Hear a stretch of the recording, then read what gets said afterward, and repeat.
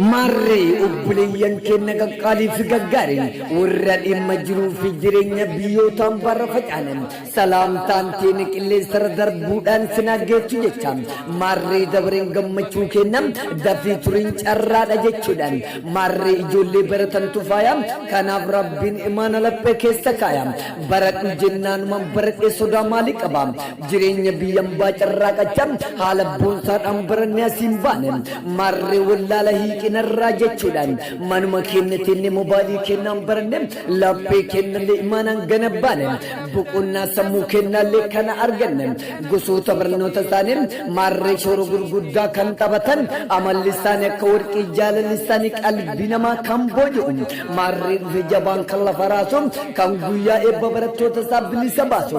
marree duraan dursine barakaatuu jedhan obboleeyyan teene markadoota adda addaa jirtan marree kan dhagenne dhageessisa kan dhageettan ammoo ajaja xalaa kennaa fudhachuudhaan sagantaalee babbareedduu tanaaf feramtanii jirtu marree akka isaatii biyya rabaatti sa'a 8 walakkaa akka isaatii biyya oromiyaatti wuleessaa takkul mishit jechuudhaan marree ustaazotaa fi barattoonni markadoota adda addaa jirtan ajaja xalaa keessanii fudhanne marree guyyaa fi isaatii keessan qofa eeggatarra maashaallah tabaarakallaa jechuudhaan gammachuun teenne gurguddoodha marree baabur jennaan karcee daakumitiin liinkii markaza kennaa yaabbannaan kana mandaa qumite marree keessummoonni kenna dhuftanii madara kee kenna qabannaan nyaataa dhugaatii irraa kan barbaadan sagantaa kennallee ta'uuf kaltuu alalaa rabbunaa jenne marree qura'aanan isinii banne walaloof nashiidaan isin simanna marree hundi keessan of feramtanii jirtu irraa nafamuu irraa nafe ላምጃ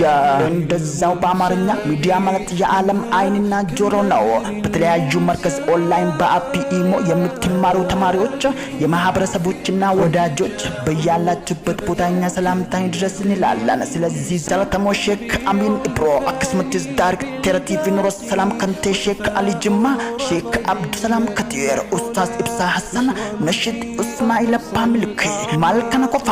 irraansi fi chaale tokko raasif dubbadde malee keessummoon sagantaatiin itti firmaatan waa hangam qabanichan sandaran gammadan dubbiin teknooloojiidha viidiyoo kooliidhaan dawwaltanii waliin qoodatan gammachuu eebbateessanii maatii keessanii wajjin jenna samaaltuma akka bireechi jenna guyyaa hadhaadha kuni guyyaa seena qabeessaati kan irratti obsee barate guyyaa kanaan gee gammadeeti kan barachuu dhiisee olii gadi deemu gaddi jenna waya warra obsee barate guyyaa kanaan geessan abshiruu janna guyyaan keessan haquma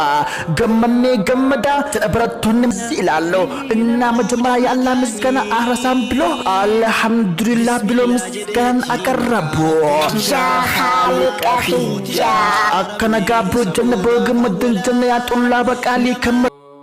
nama wa bi khutu ad-dunya